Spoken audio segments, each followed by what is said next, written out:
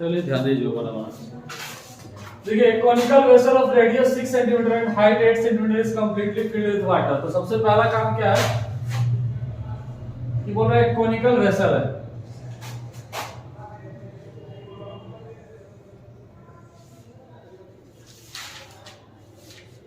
ठीक है, कौन है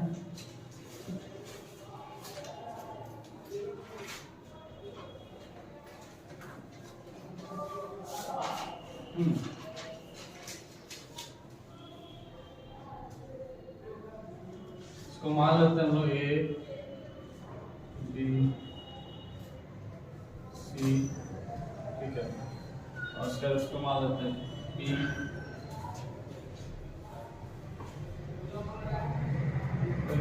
अब बोल क्या रहा है कि ये पूरा कॉनिकल वेसल जो है पानी से भरा हुआ है।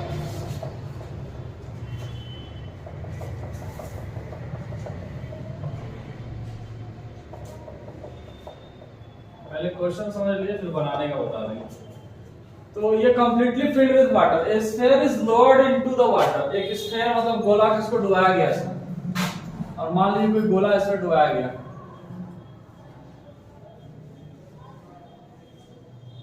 तो बन नहीं रहा लेकिन फिर भी चलेगा।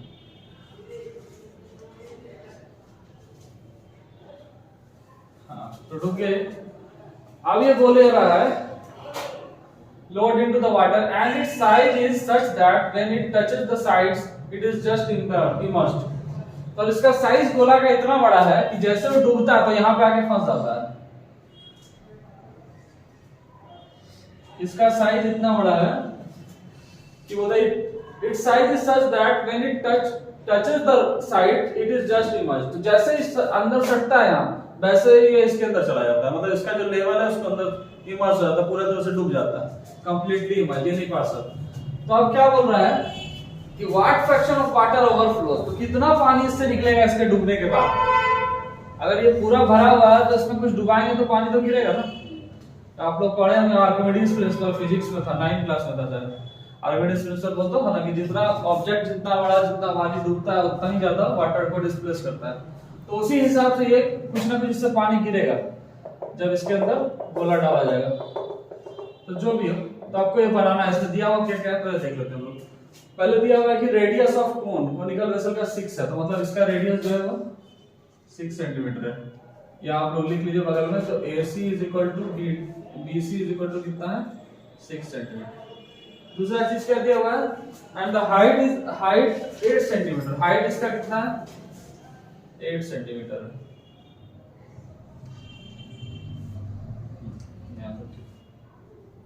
8 सेंटीमीटर हाइट। तो अब कुछ नहीं दिया हुआ, अब आपको बस क्वेश्चन बनाना है अपने हिसाब से। तो हम लोग कर क्या सकते हैं, सबसे पहले बात क्या है कि अगर हमको इसके अंदर से पता लगाना है कि कितना वाटर इसका गिरता है, इसको निकालने के लिए क्या करना पड़ेगा, सबसे पहले वॉल्यूम ऑफ कोन निकालेंगे। वॉल्यूम ऑफ कोन निकाल के वॉल्यूम ऑफ स्फीयर का कोन निकालेंगे, तो वॉल्यूम ऑफ स्फीयर निकालेंगे। घटाएंगे नहीं, ये क्या बोल रहा है, what fraction of water overflows, कितना भाग, अगर इसमें 100 भाग है तो उसमें से कितना भाग पानी गिरता है। तो आपको बटा में आएगा आंसर, बाय में आएगा। जैसे मान लीजिए अगर 10 लीटर है तो उसमें से कितना लीटर गिरता है, अगर 2 लीटर गिरता है तो 2/10 करेंगे तो 1/5 फ्रैक्शन होगा। इस तरह से इसका बनेगा, ये नहीं कि इसका माइनस करके वॉल्यूम पता लगाना है, ठीक है। वॉल्यूम ऑफ वाटर नहीं निकालना, तो पहले देख लेते हैं। हाँ तो इसमें हम कर क्या सकते हैं ये देखते हैं। तो यहां से बोल रहा है यहां से यहां तक आपका 6 है, कोई दिक्कत नहीं है। हम इस गोला का सेंटर मान लेते हैं, स्फीयर का कोई भी मान लेते हैं, O है, वो तो नहीं मानेंगे, O है, ठीक। हमको इसका रेडियस निकालना, मेन मकसद रेडियस निकालना है। मेरा रेडियस का उसका वॉल्यूम निकलेगा नहीं, कोन का तो वॉल्यूम निकल जाएगा, हाइट दिया हुआ है, रेडियस दिया हुआ, आराम से 1/3 पाई स्क्वायर। तो हम लोग करेंगे क्या, इसका रेडियस निकालने के लिए हम लोग ये समझते हैं कि जैसे यहाँ पे आके टकरा के फंसा गोला गिरते समय, तो ये जो है और ये जो है, ये दोनों रेडियस हो जाएगा स्फीयर का। होगा क्या, सेंटर से ये भी बराबर दूरी पे है क्योंकि ये पूरा तो इमेज हुआ है जस्ट, और ये भी बराबर दूरी पे है, तो ये दोनों रेडियस है टेंजेंट। अब देखिए कैसा फिगर लग रहा है, बगल में हम बनाते हैं। ये वाला थ्योरम आप लोग पढ़े होंगे सर्कल में। क्या क्या चीज इसमें आप लोग जानते हैं, सबसे पहला बात जानते हैं कि 90 डिग्री होता है पढ़े हुए थे, ये भी 90 डिग्री हो जाएगा। दूसरा चीज क्या जानते हैं, ये और ये आपस में बराबर होता है, जो हम लोग वहां पढ़े थे। इसको अगर ए इसको बी मानते थे, इसको पी मानते थे, हम लोग क्या लिखते थे, P A equal to P B होता है। तो इसके हिसाब से क्या हो जाएगा कि अगर हम इसका नाम कुछ भी मान लीजिए, पी मान लिया और पी क्यू मान लेते हैं, ठीक है। तो इस हिसाब से दो चीज हमको साइड से पता चला क्या, कि OC is equal to OQ है, जो किसके बराबर है, हम लोग मान लेते हैं इसको रेडियस R से मतलब रेडियस R मान लिया इसको, रेडियस स्क्वायर का, ठीक है। और दूसरा चीज क्या पता चला हम लोगों को कि BC इज इक्वल टू क्या है, BQ है। इतना तो पता चल गया नहीं इस हिसाब से।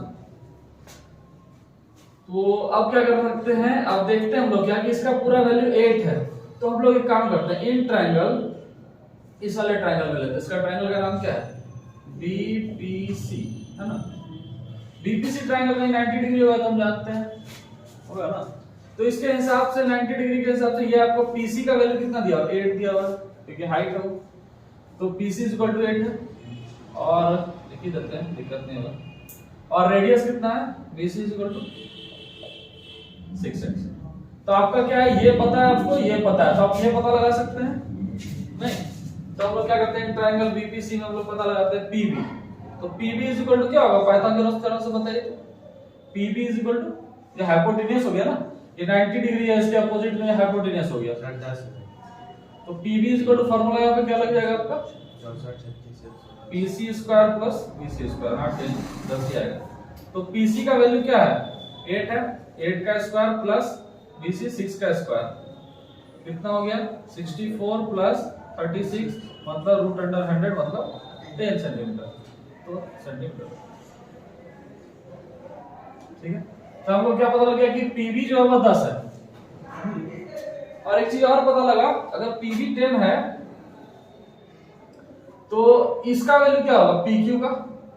सो PQ इज इक्वल टू क्या लिख सकते हैं, इतना सा दूर को कि PB माइनस BQ लिख सकते हैं। तो इसका तो ये रेडियस है, तो हम दोनों को मान लिया कि 6 है, 4 होगा, सही बात है। तो कौन सा था, AB, इसका नाम क्या था, BC is equal to BQ equal to, यहाँ पे लिख देते हैं 6 सेंटीमीटर। तो हम लोग क्या करते हैं, PQ इज इक्वल टू मान लेते हैं, तो हो जाएगा PB माइनस BQ। और हम लोग देखते हैं PB का वैल्यू हम लोग यहाँ निकाले थे कितना, 10, और माइनस BQ का वैल्यू कितना निकाला है, 6। तो 10 में से 6 माइनस हुआ 4 सेंटीमीटर, ये भी हो गया। तो क्या क्या हो गया आपका, क्या क्या मिल गया, ये पता चल गया है, ये पता चल गया है, PQ भी पता चल गया है, ये भी दोनों पता चल गया है, सब कुछ पता चल गया। रेडियस नहीं पता चला, इसको हम लोग रेडियस R मानेंगे, इसको भी R, इसको भी R लिखते हैं, ठीक है। एक काम और हम करते हैं कि PC का वैल्यू जो है कितना है, PC का वैल्यू 8 है, हाँ 8 दिया हुआ है हाइट। PC में जो है इसका हम लोग R माने इतना दूर, OC is equal to R है, यहाँ लिखा है ना, OC is equal to OQ equal to R। तो हम लोग क्या करते हैं, OP निकालते हैं। तो यहाँ पे क्या लिख सकते हैं, OP इज इक्वल टू क्या हो जाएगा, OP इज इक्वल टू क्या हो जाएगा, PC माइनस CO या OC, PC माइनस OC होगा क्या, हाँ। तो PC का वैल्यू 8 है और OC का वैल्यू R है, तो हम लोग इसको लिख सकते हैं 8 minus R, OP is equal to क्या हो जाएगा, 8 माइनस R। अब आगे बढ़ते हैं, अभी बहुत कुछ करना है। तो अब ले लेते हैं इस वाले ट्रायंगल में, ये वाला कितना डिग्री का एंगल, 90 होगा क्या, होगा, ये भी टेंजेंट है। तो हम लोग क्या कर लेंगे, इन ट्रायंगल हो जाएगा OPQ ट्रायंगल में हमारे पास ये R है, और PO कितना है हमारे पास, OP 8 माइनस R है, ठीक है। तो अब बचा क्या, ये वाला हमको पता है ना, PQ का वैल्यू तो हम निकाल चुके थे 4 सेंटीमीटर। तो हम लोग क्या कर लेंगे, इसमें हम लिख सकते हैं कि OP square is equal to, OP क्या hypotenuse, OP square is equal to क्या हो जाएगा, तो PQ square plus OQ square होगा, PQ square plus OQ square, ठीक है। तो OP का वैल्यू कितना है, हम लोग लिखे यहाँ पे 8 माइनस R का स्क्वायर हो जाएगा, is equal to P Q का वैल्यू कितना है, पी क्यू या 4, तो 4 का स्क्वायर प्लस ओ क्यू का वैल्यू कितना है, आर का स्क्वायर। इसको सॉल्व कीजिए, पहले आपको ऐसा मिला होगा सॉल्यूशन a माइनस b का होल स्क्वायर, तो 8 का स्क्वायर प्लस r का square minus 2 into 8 into r, a square plus b square minus 2ab, ठीक है, इज इक्वल टू 4 का स्क्वायर 16 और प्लस r स्क्वायर। तो हम लोग क्या करेंगे, 8 8 जा 64 प्लस r स्क्वायर माइनस 2 8 जा 16r is equal to 16 plus r square. हम लोग यहीं से r स्क्वायर कटा देते हैं, क्योंकि इधर माइनस करके घटाएंगे तो 0 हो ही जाएगा। तो बचेगा क्या, 16r उधर माइनस में दिख रहा है, उधर भेज देते हैं, तो 16r प्लस में हो जाएगा। इधर क्या था, 64 था, वो 16 को इधर ले आते हैं, तो 64 में 16 माइनस हो कितना बचा, 48 इज इक्वल टू 16r, 48 कितना बचा, इसलिए r इज इक्वल टू क्या हो जाएगा, 48 बाय नीचे चला जाएगा 16, तो कितना निकल गया 3, r is equal to 3 centimetre. चलिए अब इसको ध्यान से देखिए, जिसको समझ में नहीं आया पूछिए और उतारना उतार लीजिए, इसके आगे बढ़ेंगे, एक स्टेप और है।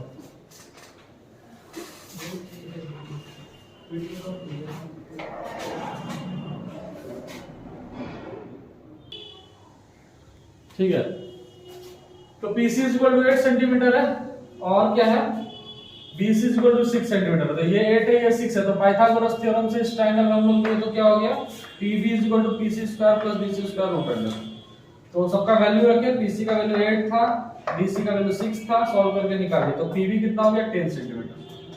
ठीक है, अब आगे बढ़ते हैं, इसका 10 निकल गया। अब हम लोग PQ निकालने की तरफ आए।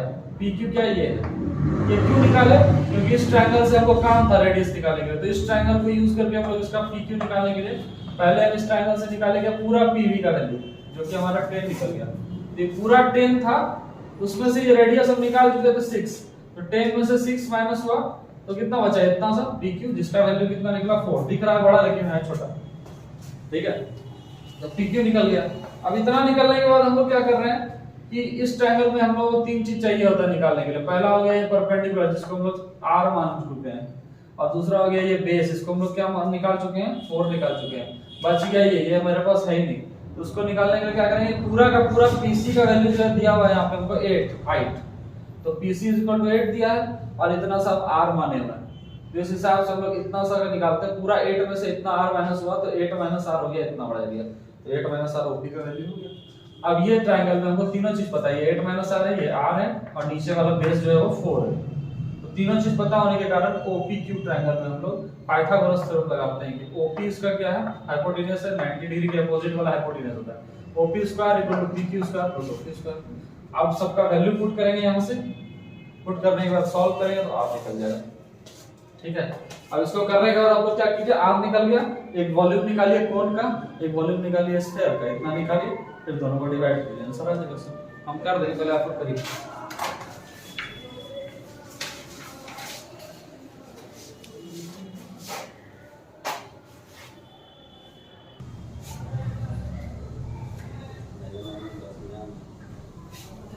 चलिए आगे बढ़े। हमारे पास क्या था, रेडियस r इक्वल टू कितना निकल गया था, 3 सेंटीमीटर, किसका रेडियस है, स्फीयर का। चलिए हम लोग क्या करेंगे, सबसे पहले हम जानते हैं क्या, पूछ क्या रहा, फ्रैक्शन कितना पानी का गिरा, तो हम लोग जानते हैं कि volume of water overflown is equal to हो जाएगा वॉल्यूम ऑफ स्फीयर। इसमें किसी को डाउट तो है नहीं कि जितना वॉल्यूम पानी का गिरेगा उतना ही वॉल्यूम स्फीयर का होगा, कि जितना बड़ा चीज डुबाएंगे उतना पानी गिरेगा, सिंपल सा बात है फिजिक्स का। तो हम लोग यहाँ पे क्या करते हैं, देखते हैं कि वॉल्यूम जितना है तो ये पता लग गया। अब हम बार बार अलग अलग नहीं निकालेंगे, दोनों का वॉल्यूम डायरेक्ट लिख देते हैं। पूछ क्या रहा है आपसे, what fraction of water overflows, तो fraction of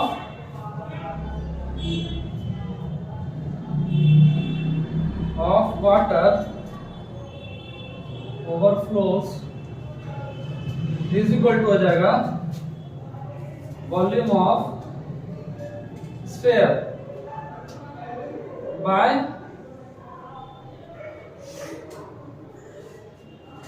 वॉल्यूम ऑफ पोन, ये ना होगा, क्योंकि वॉल्यूम ऑफ स्फीयर वही है जो कि जितना पानी गिर रहा है। तो जितना पानी गिर रहा है और जितना पानी आपके पास है, हम लोग परसेंटेज में बनाते हैं ना, जो छोटा वाला चीज तो ऊपर लिखते हैं, तो जितना पानी गिर रहा है वो ऊपर आएगा, और जितना पानी टोटल है वो कोन का वैल्यू, दोनों का फॉर्मूला लगाइए। तो वॉल्यूम ऑफ स्फीयर का क्या होता है, 4/3 पाई आर क्यूब, छोटी आर इसको मान लेते हैं, और नीचे वाला का होता है 1/3 पाई बड़ी आर, इसको मान लेते हैं आर स्क्वायर एच। ठीक है, तो हम लोग पहले देखते हैं पाई पाई कट गया, कोई दिक्कत, इसके नीचे भी 3 है, इसके नीचे भी 3 है, तो कट ही जाएगा जब ऊपर नीचे करेंगे। तो बच क्या गया आसान तरीका से, 4r³ bye R square H, ये ना बचा 4 हो गया r³, r का वैल्यू कितना है यहाँ 3 है, तो 3 का cube by R square H, r का वैल्यू कितना है बड़ा वाला 6 है, तो 6 स्क्वायर इंटू h का वैल्यू कितना है 8। तो हम लोग करेंगे क्या, तो 4 का इंटू 3 का क्यूब हो जाएगा क्या 27 बाय नीचे क्या बच गया 36 इंटू 8, तो 4 से 2 बार में और 27 9 से 3 बार में, 9 से 4 बार में, अब तो कटना नहीं है, तो 3/8 यही आंसर है। फिर से समझा देना क्या किए, ठीक है, आसानी है लेकिन समझ लीजिए, हम शॉर्टकट में किया, तो इसको तोड़ तोड़ के भी कर सकते हैं, लेकिन ज्यादा टाइम बर्बाद करने की जरूरत नहीं। तो सबसे पहले हम लोग रेडियस निकाल लेते हैं इस स्फीयर का, जो 3 सेंटीमीटर था, पीछे लिखे थे बिटा दिए, और बड़ा वाला कोन का रेडियस पता है हमको, इसका हाइट पता है, तो क्या कर लिए हम लोग, fraction of water overflow equal to हो गया वॉल्यूम ऑफ स्फीयर, क्योंकि जो वॉल्यूम ऑफ स्फीयर है वही बराबर है वाटर ओवरफ्लो जितना वॉल्यूम, तो इसको ऊपर लिखे, नीचे वॉल्यूम ऑफ कोन लिखे, दोनों का वैल्यू पुट किया, इसका वॉल्यूम का फार्मूला लगाया, तो पाई पाई कट गया ऊपर नीचे, दोनों के फार्मूला में पाई होता है, इसके नीचे 4/3 था, इसके नीचे 1/3 था, ये 3 भी बैठा दी, बचा गया 4 इंटू r³ और y बचा r स्क्वायर इंटू h। अब वैल्यू पुट किए, वैल्यू पुट करने से आंसर आ गया। किसी को डाउट है तो आराम से पूछ सकते हैं, जल्दी करिए नहीं तो दूसरा क्वेश्चन बताएंगे।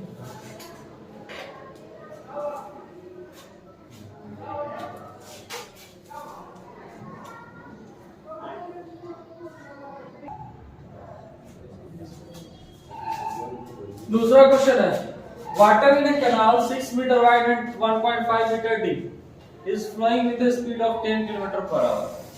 ठीक है, how much area will it irrigate in 30 minutes if 8 cm of standing water is needed? सबसे पहले समझने वाला बात क्या है कि कोई रास्ता है, एक कैनाल है, नहर जिससे पानी आ रहा है, जो 6 मीटर चौड़ा है और इतना मीटर गहरा है, ठीक है, और रास्ता बना हुआ, अपना पानी आ रहा है रेगुलर। अब वो बहते जा रहा है पानी जिसका स्पीड दिया हुआ है, मतलब पता नहीं वो कितना पानी बहेगा, लेकिन इतना पता है कि 1 घंटा में 10 किलोमीटर लंबाई तय करेगा दूरी, ठीक है, 10 किलोमीटर मतलब कहीं दूर से सवार ऊपर से हमारे तक पहुंच जाएगा, ठीक। और पूछ रहा है कि अगर इस पानी को यूज करके कोई खेत को बटा रहा है, नहीं किया कर दो, यही होगा, तो ठीक है, तो अगर 1 घंटे में 30 मिनट में कितना ज्यादा एरिया को इससे हम लोग इरिगेट कर पाएंगे, मतलब पानी बटा पाएंगे। अगर 8 सेंटीमीटर खड़ा पानी चाहिए, मतलब पानी जितना चाहिए हमको खेत में वो 8 सेंटीमीटर चाहिए, कोई हाइट चाहिए ना, जितना भरा होना चाहिए पानी, तो इसका फिगर बना के देखते हैं क्या बोलना चाह रहा है। तो ये बोलना ये चाह रहा है, ठीक है,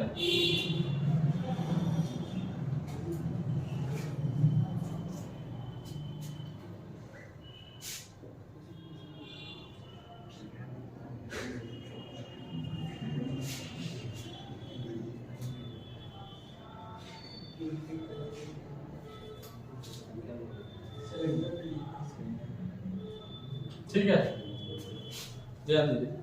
तो ये मान लेते हैं ये एक कैनाल है, मतलब ये ऐसा तो नहीं है, लेकिन इसी तरह का पानी इधर से आ रहा है, लंबा चौड़ा ऐसे जा रहा है रास्ता, और ये जो पानी गिर रहा है, एग्जांपल के लिए समझ लीजिए, ये एक बहुत बड़े एरिया में इरिगेट कर रहा है, इरिगेट कर रहा है, मान लीजिए खेत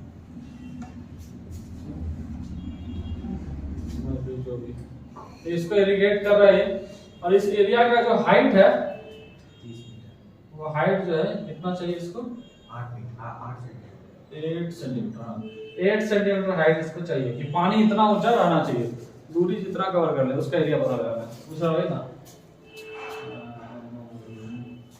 हाउ मच एरिया। ठीक, तो सबसे पहले बात क्या है कि हम लोगों का जो कैनाल है उसका दिया हुआ है 6 सेंटीमीटर वाइड है, मतलब इसका चौड़ाई जो है वो 6 सेंटीमीटर, और इसके अलावा क्या दिया 1.5 मीटर डीप है कि इतना जो पानी आ रहा है कितना है 1.5 मीटर इसका डीप है, मतलब इसका इसको कह सकते हैं हाइट और इसको कह सकते हैं विड्थ। और आपको चाहिए क्या लेंथ, तो लेंथ है नहीं, तो इसके साथ एक और क्या है स्पीड इज इक्वल टू दिया 10 किलोमीटर पर आवर, मतलब 1 घंटा में अगर पानी यहाँ से लगा के छोड़ दें तो ये 10 किलोमीटर चला जाएगा। ठीक है, तो मान लेते हैं कि इतना दूर से इतना दूर आने में इसको 10 किलोमीटर 1 घंटा लगा। ठीक है, 1 घंटा में यहां से यहां तक पानी पहुंचा, तो 1 घंटा में जो पानी पहुंचेगा वो कितना पानी होगा, water flown in 1 hour is equal to कितना हो जाएगा 10 किलोमीटर, 10 किलोमीटर पानी चल जाएगा। तो वाटर फ्लोन इन 30 मिनट बोल रहा है ना, 30 मिनट में कितना हो जाएगा 10 किलोमीटर बाद 2 5 किलोमीटर, 5 किलोमीटर पानी आधा घंटा में चला जाएगा, लंबाई उतना ही जगह में अगर चलना रहे उसको, तो 5 किलोमीटर में देख क्या रहे हैं दोनों मीटर सेंटीमीटर में दिया है, मीटर में दिया है, मीटर, ये दोनों मीटर में दिया है, तो हमको लेंथ भी मीटर में चाहिए, तो लेंथ कितना निकल गया मीटर में 5000 मीटर, तो लेंथ कितना हो गया पानी का 5000 मीटर। तो दिक्कत अब ये लेंथ ब्रेड्थ हाइट इसका पता चल गया कि जितना पानी बहेगा पानी कर ले, हाँ पानी जितना बड़ा कॉलम है उसका लेंथ, पानी का क्या लेंथ होता है, जितना बड़ा नहर है जितना दूर तक एक घंटे में 30 मिनट में जितना दूर जा सकता है उतना पानी अगर उसको पैक कर दिया जाए तो वो उतना लंबाई तक में भरेगा। ठीक है, यही समझिए एक तरह। तो लेंथ पता चल गया, तो इसका क्या हो जाएगा वॉल्यूम ऑफ वाटर फ्लो, कितना वॉल्यूम हो जाएगा इसका length into breadth into height. तो आपको सब कुछ पता है ना, लेंथ कितना है 5000 इनटू ब्रेड्थ 6 इनटू 1.5 क्या हो जाएगा मीटर क्यूब। सॉल्व कीजिए इसको, कितना आ रहा है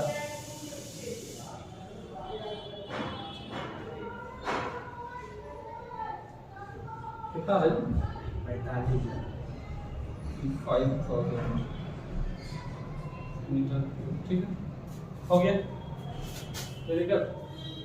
अब बात क्या है कि वॉल्यूम जो होता है वो हमेशा length into breadth into height होता है, लेकिन आपको बोल क्या रहा है यहाँ देखिए कि how much area will it irrigate in 30 minute. तो जो एरिया है इसका निकालना है, इसमें इसको कितना एरिया कवर कर रहा है इरिगेट करेगा वो 30 मिनट में ये पता लगाना है। तो इसका जो हाइट दिया हुआ मान लीजिए, तो एरिया क्या होता है आपका, हाइट दिया हुआ मतलब इसका ब्रेड्थ मान लीजिए, तो एरिया हमेशा होता है लेंथ इनटू ब्रेड्थ, ये होता है। तो हम लोग क्या करेंगे लेंथ इनटू ब्रेड्थ से इसका एरिया निकालेंगे। तो उसमें एक चीज दिया हुआ दूसरा चीज नहीं दिया हुआ, नहीं दिया है, दिया है। तो हम लोग इसको क्या करेंगे कि लिखेंगे, लैंग्वेज लिखिएगा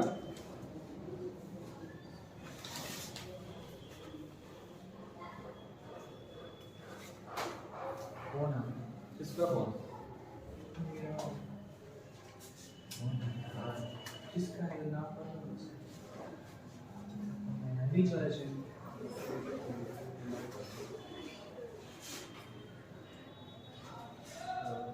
हमको तो लिखिएगा area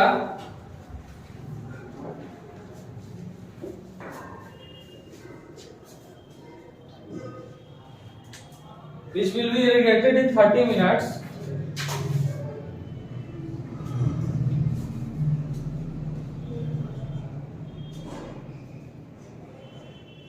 which will be irrigated in 30 minutes is equal to क्या हो जाएगा वॉल्यूम ऑफ जो निकाले आपको water phloem by height of water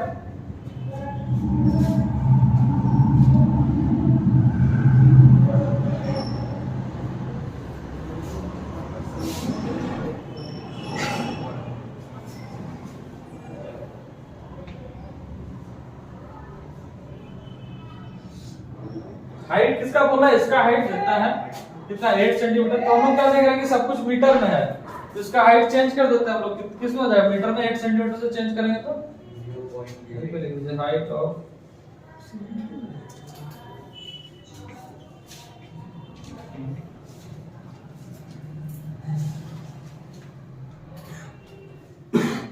at centimetre equal हो जाएगा 0.08 मीटर। ठीक, तो हम लोग क्या करेंगे, वॉल्यूम ऑफ वाटर फ्लो कितना निकाल देते हैं हम लोग 45,000 metre cube by 0.08 metre. Solve करिए, देखिए कितना निकलता है, मीटर क्यूब से 2 कट के मीटर स्क्वायर हो जाएगा। तो बचेगा क्या, पॉइंट उड़ाएंगे तो क्या हो जाएगा सर, 2 जीरो और बढ़ जाएगा ना। सॉल्व मल्टीप्लाई करके डिवाइड करके बताइए कितना आ रहा है, 8 5 40, 8 6 48, उसके बाद 2 बचा, 8 2 16, 4 बचा, 8 5 40, जीरो कितना बच गया 5 6 2 5 कितना जीरो 5 6 2 5 0 0 2 जीरो ना, 2 जीरो मीटर स्क्वायर, क्योंकि एरिया था। ठीक है, एक चीज आप लोग यहाँ पे समझ लीजिए कंफ्यूजन के लिए कि अब एरिया निकालना है, वॉल्यूम और हाइट दिया हुआ मानते हैं, तो हम लोग क्या जानते हैं कि वॉल्यूम इज इक्वल टू क्या होता है, L into B into H होता है, और एरिया इज इक्वल टू क्या होता है, L इंटू बी होता है ना। तो एरिया निकालने के लिए हम इससे h हटा देंगे तो एरिया इक्वल टू हम लोग लिख सकते हैं वॉल्यूम बाय हाइट, क्योंकि वॉल्यूम के लिए L into B into H लिखेंगे और हाइट के लिए h लिखेंगे तो h h कट जाएगा, तो अपने आप L इंटू बी निकल जाएगा। समझिए इस बात को कि वॉल्यूम जब होगा तो L भी h होगा, एरिया जब निकालना है आपको तो सिर्फ L इंटू बी ही निकालना है। तो L इंटू बी निकालना था, इसीलिए हम वॉल्यूम में हाइट डिवाइड किए तो हाइट कट गया, जो हाइट का वैल्यू निकालना था तो सिर्फ L इंटू बी निकाला, तो आपका वो एरिया मीटर स्क्वायर में निकल गया। और अगर ये हेक्टेयर में निकालने के लिए पूछेगा तो इसको डिवाइड कर दीजिएगा, किससे डिवाइड कीजिएगा 10,000।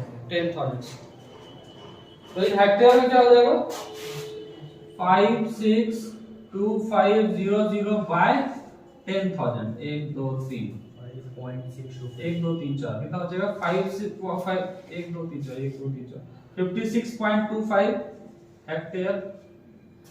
ठीक है, एक बार रिपीट कर देते हैं फटाक से, देख लीजिए फटाफट जो समझ में दिक्कत होगा। सबसे पहले क्या था क्वेश्चन कि water in a canal 6 metre wide and 10 metre deep is flowing with a speed of 10 kilometre per hour. तो वाटर एक रास्ता में नहर में बह रहा है, ठीक है, जिसका कि ब्रेड्थ दिया हुआ है कितना 6 मीटर, बहुत चौड़ा होगा, 6 मीटर काफी चौड़ा होता है नहर, और 1.5 मीटर हाइट है इसका, जितना हाइट पानी का बह रहा है। तो इसको बोला कि 10 किलोमीटर 1 घंटे में बह जाता है, इसी अगर रास्ते में जाने दें तो 10 किलोमीटर जाता है 1 घंटे में।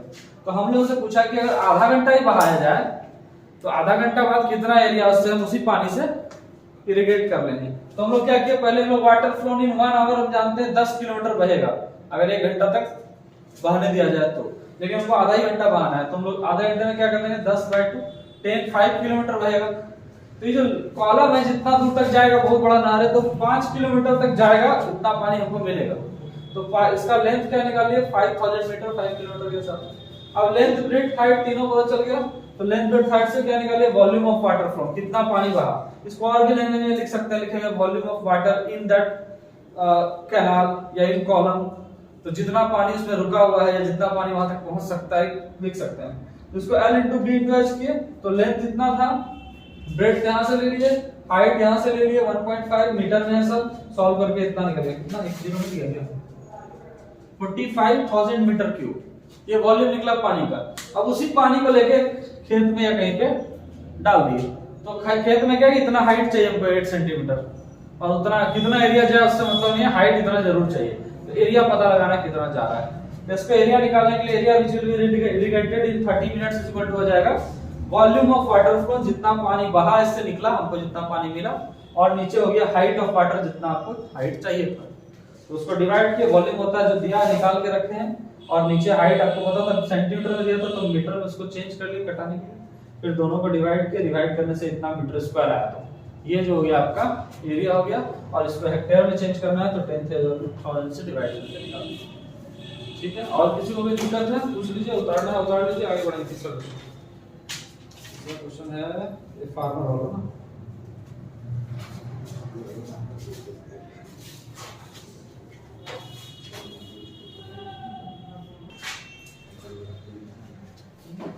देखें, बोलता है फार्मर, एक फार्मर है किसान, कनेक्ट से पाइप ऑफ इंटरनल डायमीटर इतना सेंटीमीटर, एक पाइप है इसका डायमीटर दिया हुआ है, into A canal, sorry from A canal, एक पाइप है इसको एक कैनाल से कनेक्ट करता है, मतलब नहर से कनेक्ट करता है जिससे कि पानी आएगा, और उसको जोड़ देता है एक सिलेंड्रिकल टैंक में गिरा देता है इन स्प्लिट, उसके खेत में टैंक है जिसमें पानी भरेगा और उस पानी को फिर बाद में यूज करेगा, which is 10 metre in diameter and 2 metre deep, जो 10 मीटर गोल है टैंक डायमीटर में, और उसके अलावा क्या है 2 मीटर उसका गहराई है। If water flows through the pipe at the rate of इतना, in how much time will the tank be filled? अगर पानी किस हिसाब से बह रहा है 3 किलोमीटर पर आवर के स्पीड से बह रहा है तो कितना टाइम लग जाएगा उसको वो टैंक जो खेत में रखा है उसको भरने के लिए, ठीक है। तो देखते हैं बोल क्या रहा है। सबसे पहले एक पाइप है, अब एक बात तो यहाँ पे कंफर्म है, क्या कंफर्म है कि ये पाइप जो है वो कैसा है, कैनाल से कनेक्टेड डायमीटर वाला है, मतलब गोल है नहीं। तो अगर ये पाइप गोल है, खास बात ये देखिएगा इसमें दिया हुआ इंटरनल डायमीटर, तो इस पाइप से पानी आ रहा है, तो कैनाल से कनेक्ट कर दिया और पाइप से पानी आ रहा है। अब ये पाइप से जो पानी आया वो पानी गिरेगा, जमा कर रहा है जाके खेत में, बहुत लोग करते भी होंगे आप लोगों में से, जानते भी हैं। और जो जमा कर रहा है वो एक टैंक में जमा कर रहा है जो इस शेप का है, ठीक है, ऐसे ही ना है क्योंकि इसका डायमीटर बहुत बड़ा है, डायमीटर इतना बड़ा है, कितना बड़ा डायमीटर है 10 मीटर का, यस सर 10 मीटर, हाँ 10 मीटर, तो 10 मीटर इसका डायमीटर है, तो इसका रेडियस कितना हो जाएगा 5 मीटर रेडियस, यस बहुत बड़ा है, इतना बड़ा टैंक लिया होगा। और इसका कितना इंटरनल डायमीटर, मतलब इसका कुछ पाइप का मोटाई है, समझ, जब इंटरनल बोलते हैं इसका मतलब पाइप मोटा है, जिससे कि उसका एक्सटर्नल कुछ ज्यादा हो जाएगा। तो इंटरनल डायमीटर क्या दिया हुआ है इसका,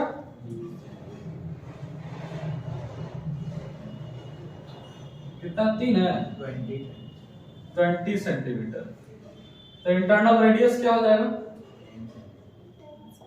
10 सेंटीमीटर।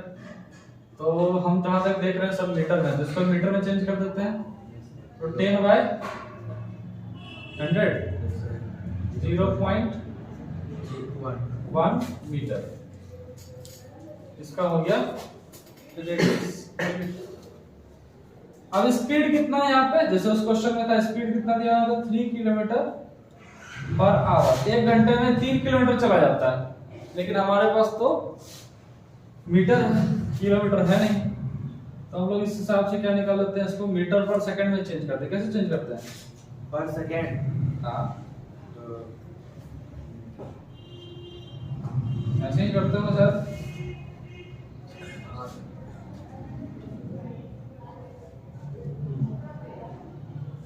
कितना बचा, फिर और कट रहा है 5/6 मीटर पर सेकंड, मतलब 1 सेकंड में इस पाइप में इतना दूरी, इतना मीटर ये चला जाएगा पानी, ये नहीं बोल रहा है पर सेकंड, मतलब 1 सेकंड में इतना मीटर। इसको ऐसे लिख सकते हैं आप, वाटर फ्लोन इन पाइप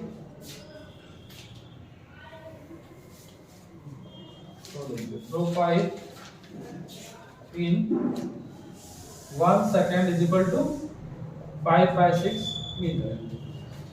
इसका दूसरे शब्दों में हम लिखें तो क्या लिख सकते हैं इसको, height of pipe is equal to 5.6 metre, क्योंकि ये तो लंबाई है नहीं, ये क्या है सिलेंडर है, सिलेंडर का हाइट होता है, हाइट और रेडियस दो ही चीज होता है, इसका लंबाई जितना होता है वही हाइट होता है। पाइप वाला क्वेश्चन बनाया हमने तो तार वाला, तो इसका मतलब ये हाइट इसका ये हो गया, और रेडियस कितना है इसका ये, तो हम क्या करेंगे वॉल्यूम निकाल लेंगे।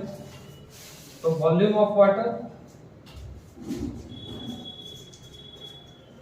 फ्लो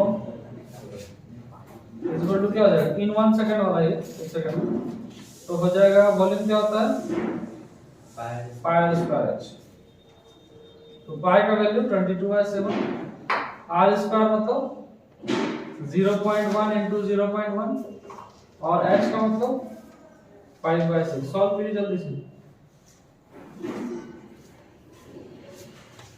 जल्दी बताइए सॉल्व करके कितना है।